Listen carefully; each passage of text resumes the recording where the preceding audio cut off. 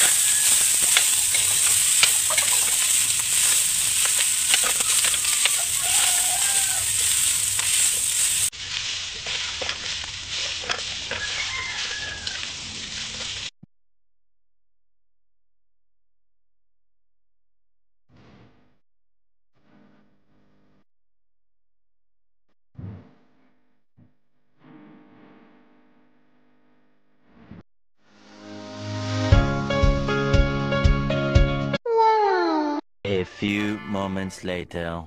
Oh, no, no, no, no.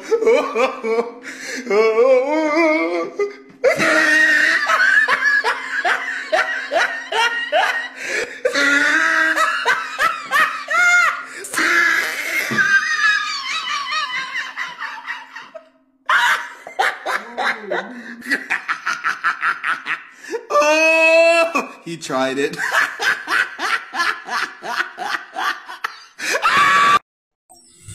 Good morning, Mami. Ayan. Katatapos ko lang magwalis sa labas.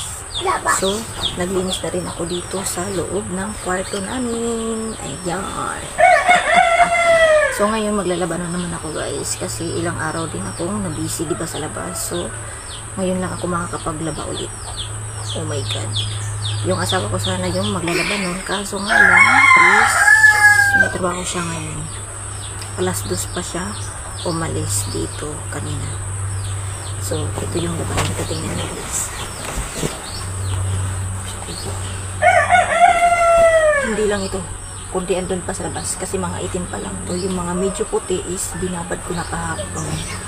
Kasi, naready ko talaga siya kahapon. Kasi nga, akala ko naman makakapaglaba yung asawa ko.